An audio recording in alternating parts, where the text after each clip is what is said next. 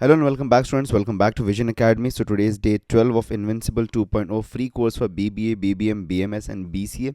अगर आप तैयारी करें MAS CET BBA BCA 2025 examination के लिए, या फिर अगर आप तैयारी करें CUET under graduate general test paper 3 2025 के लिए, this lecture is going to be very useful because आज हम पढ़ने जा रहे हैं GK जनरल अवेयरनेस का आज हमारा सेकेंड लेक्चर है. ओके, इसके पहले ऑलरेडी हमने एक लेक्चर कंडक्ट किया है, उसको अगर आप चाहें तो जाके देख सकते हैं. उसका लिंक कहीं ना कहीं टॉप राइट कॉर्नर में आई बटन में फ्लैश हो रहा होगा. आप जाके उस लेक्चर को भी देख सकते हैं. वहाँ पे भी हमने 50 क्वेश्चंस किए थे. आज के दिन में हम 25 क्वेश्चंस करने वाले हैं. चलिए शुरुआत करते हैं हमारे आज के लेक्चर की. सबसे पहली चीज़ बता देना चाहूँगा, व्हाट्सएप और टेलीग्राम ग्रुप अगर आपने ज्वाइन नहीं किया अभी तक तो प्लीज़ डू ज्वाइन कर लीजिए इसको, और साथ में चैनल को सब्सक्राइब नहीं करो तो सब्सक्राइब भी कर लीजिएगा. चलिए बढ़ते हैं हमारे लेक्चर की तरफ. तो सबसे पहला जो हमारे पास में क्वेश्चन है जनरल अवेयरनेस का, that is India's permanent research station दक्षिण गंगोत्री इज लोकेटेड एट. ठीक है, दक्षिण गंगोत्री कहाँ पे लोकेटेड है हमको बताना है. इंडियन ओशन, हिमालयाज, एंटार्क्टिका या फिर अरेबियन सी. दिस इज यहाँ स्पेलिंग मिस्टेक है, Arabian sea. Okay, right answer to this is, okay इसका राइट आंसर क्या होगा? The right answer to this is option C, that is Antarctica.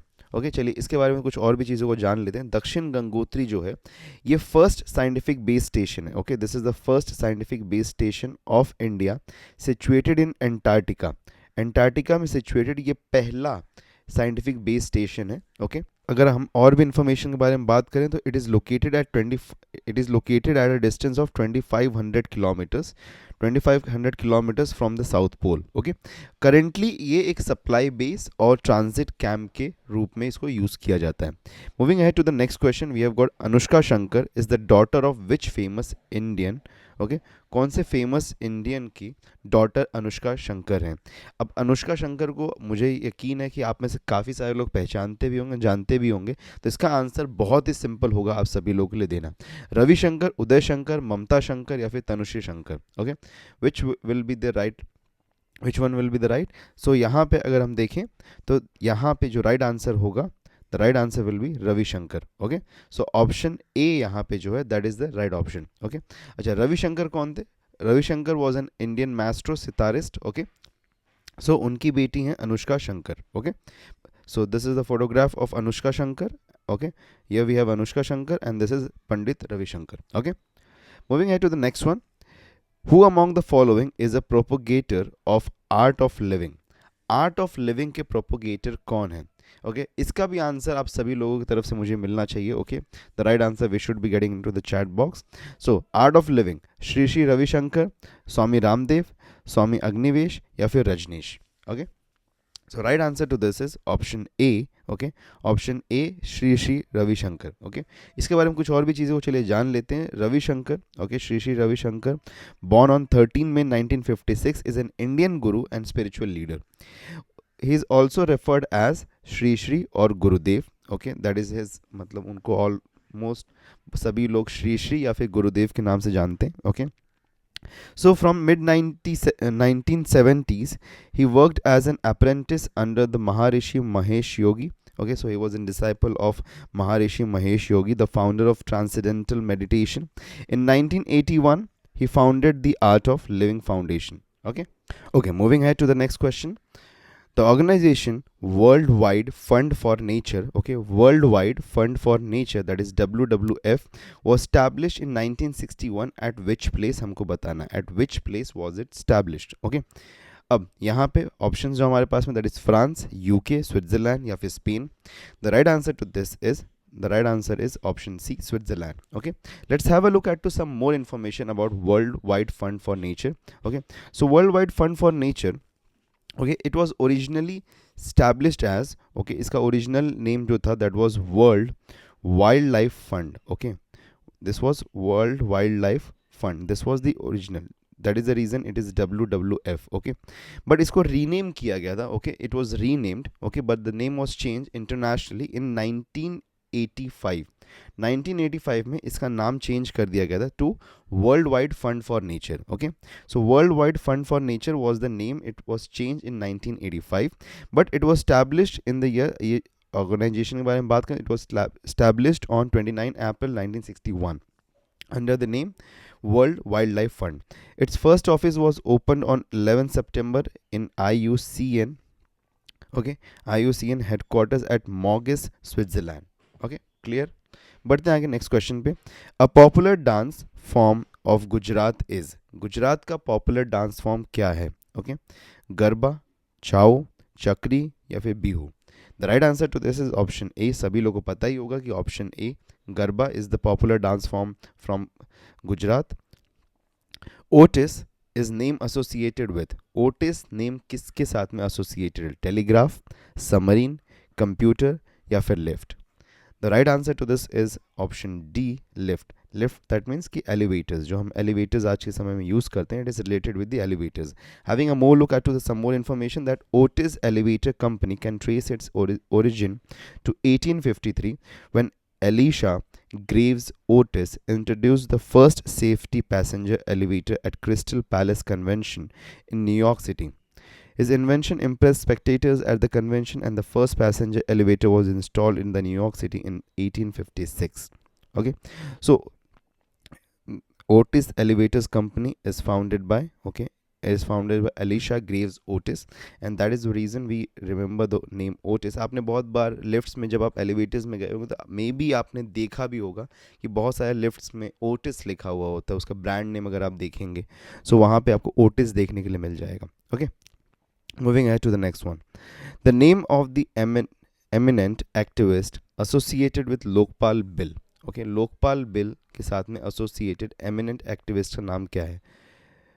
It's spelling mistake. Medha Patkar, Anna Hazare, Sonia Gandhi या फिर Baba Amte. Okay, the right answer to this is, सभी को पता ही होगा वैसे, by the way I hope so सबको पता होगा ये आंसर इसका. The right answer to this is Anna Hazare, option B, Anna Hazare. Okay, and अगर इसमें एक क्वेश्चन भी एक और बन सकता है कि इस जो हमारा पूरा आंदोलन था, ये जो एक्टिविटी थी, ओके, तो इसके दौरान, okay, during this session of the activity, okay, for the Lokpal bill, so which political party came to formation? So उसमें अगर हम बात करें so that was Aam Aadmi Party, okay, head by Arvind Kejriwal, who was the former chief minister of Delhi. Okay, अभी वो नहीं है, but he was the former chief minister of Delhi as well. So moving ahead to the next question. Zubin Mehta, the Indian born maestro, is a dash. Okay, Zubin Mehta क्या है वो हमको बताना. Vocalist, painter, musician और poet. So Zubin Mehta is a musician. Okay, he is a musician. So Zubin Mehta born on 29 April 1936. Okay, ये Indian conductor है, okay, of western classical music. Okay, he is an Indian conductor of western classical music. The dance form popular in north east India is. North east India में कौन सा dance form, okay, कौन सा dance form है जो कि popular है, वो हमको बताना है. ओके, लाय हरोबा, परहॉन या फिर परहून, रौफ या फिर bhangra. Okay, so which dance form is popular in northeast India? So the right answer to this is Lai Haroba. Okay, so Lai Haroba is a popular dance form from northeast India. Okay, अगर हम बात करें, okay, परहुन dance के बारे में, okay, परहुन dance के बारे में अगर हम बात करें, so it comes from the state of, okay, this comes from the state of Himachal Pradesh. Okay, it comes from the state of the Himachal Pradesh. Rauf के बारे में बात करें, this comes from the state of Jammu Kashmir. Okay, Bhangra के बारे में आप सबको पता ही होगा, this comes from the state of Punjab. Okay, Lai Haraoba के बारे में कुछ और भी चीज़ें जान लेते हैं. A folk dance and a festival originated in Manipur. Okay, this comes from the state of Manipur. अगर कभी स्टेट पूछ लिया जाए तो this is very important for you. So this comes from the state of Manipur. Lai Haraoba literally means the merry making of the gods. Okay, the merry making of the gods. Festival is celebrated to honour the Selvan deities known as the Umanglai and to please the Sanamahism, a traditional deity. The festival is celebrated through dance and music performances. Moving ahead to the next one. CRIS stands for. CRIS is an agency in India that stands for what? So Center for Railway Internal Services, Center for Railway Information Systems, Center for Rail and Indian Stations, centre for railway international services. What does CRIS stands for? आप सभी लोगों ने IRCTC से ticket book किया होगा. अगर IRCTC से सबने टिकट बुक किया है तो सबको क्रिस का फुल फॉर्म ज़रूर पता होगा. ओके, सो क्रिस हमेशा देखा ही होगा हमने इसका लोगो को. So the right answer to this is Center for Railway Information System. Okay, this is the right answer. Very clear. Moving ahead to the next one. Among the following wonders of the world, the one that is still surviving is. That means कि among the following जो भी हमारे पास में wonders of the world है, okay, जैसे कि 7 wonders of the world हमको सबको पता है, तो उसमें 7 wonders of the world जो है that is a list, okay, that is the top 7 wonders of the world. But उसके अलावा अगर हम बात करें तो बहुत सारे wonders of the world हैं. तो among the following we have got pyramids of Egypt, Colossus of Rhodes, Pharaohs of Alexandria, State of Zeus at Olympia. So इसमें से still surviving कौन सा है? That means still in existence कौन सा है? ये बहुत ही easy होगा आप सभी लोगों के लिए. The answer is option A, Pyramid of Egypt. Okay, so pyramids of Egypt are still surviving and still standing.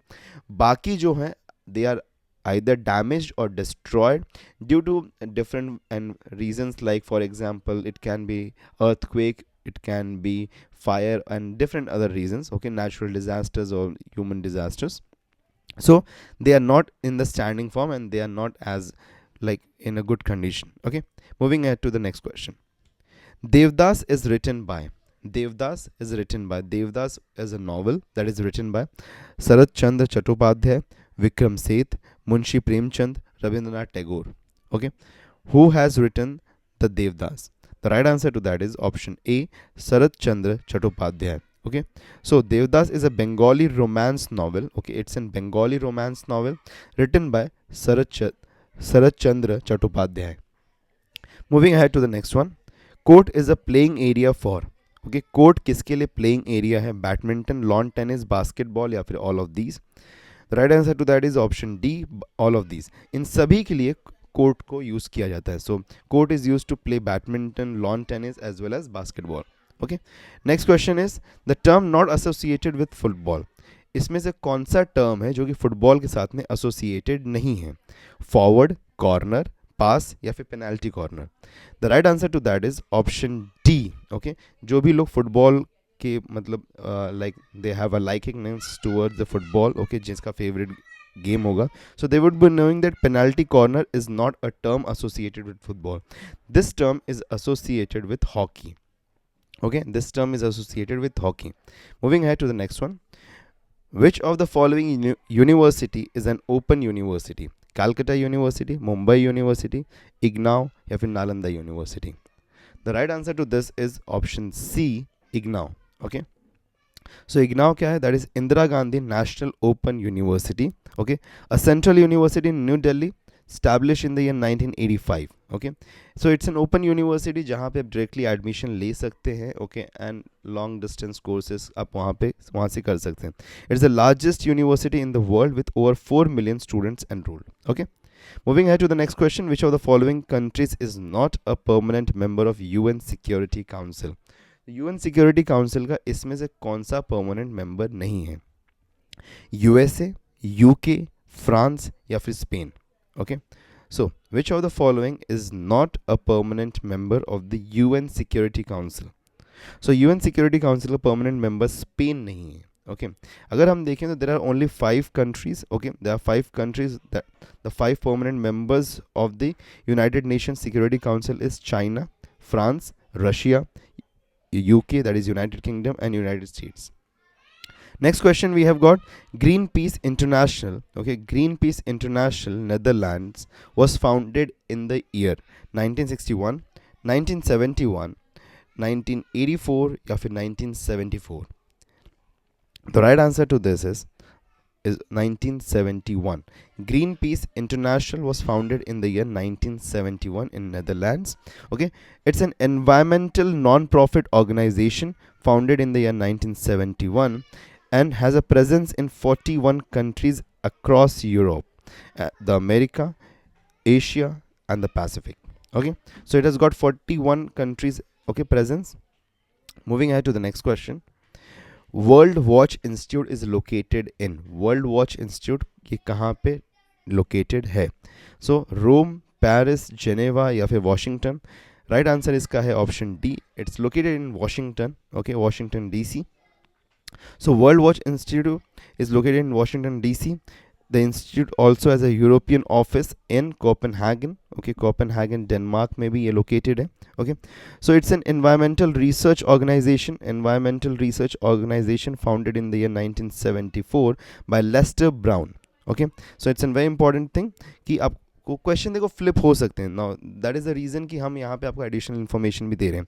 So environmental research organisation founded in the year 1974 by Lester Brown, an American agriculture scientist. Okay, moving ahead to the next question. Dada Saheb Phalke Award is given by the Ministry of Dash. कौन सी ministry Dada Saheb Phalke award को देती है? Social welfare, corporate affairs, home affairs, information and broadcasting. Right answer to this is option D, information and broadcasting ministry जो है वो Dada Saheb Phalke award को देती है. Okay. Berlin is situated on the bank of river. Okay, कौन से bank of river पे Berlin situated है? डेन्यूब, वोल्गा, स्प्री या Dnieper? The right answer to that is option C, Spree. Okay, so it's located on the banks of the river Spree. Moving ahead to the next question. Which of the following is a fire and forget anti-tank missile? Okay, कौन सा missile है that is fire and forget type? So त्रिशूल, अग्नि, आकाश या फिर नाग? Right answer होगा इसका option D, that is Nag. Okay, Nag is an anti tank missile. Okay, and fire and forget missile का मीनिंग क्या होता है वो समझ लो. फायर एंड फॉरगेट का मीनिंग होता है कि once you lock in the target, okay, आपने टारगेट को लॉक इन कर दिया. Okay, once you lock the target, so the missile is shot. Okay, उसको fire कर दिया गया.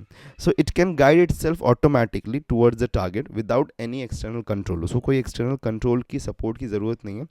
Once the target is set and it is fired, तो अगर in case target move भी करा, so it will automatically guide itself towards the target. Okay, and it is an anti-tank guided missile. Okay, anti-tank guided missile, that means कि it is used to target the enemy battle tanks. Okay, it's a fire to forget type missile. Agni and Prithvi are surface to surface ballistic missiles, whereas Akash is a surface to air ballistic missile. Okay, moving ahead to the next one. Which city is called as the city of Nawabs?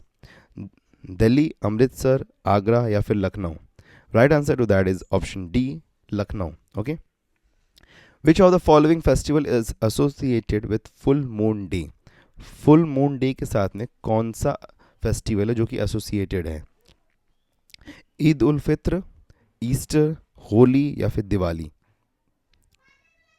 Right answer इसका होगा option C, Holi. Okay, Holi is associated with full moon day. Okay, by the way I need something from you.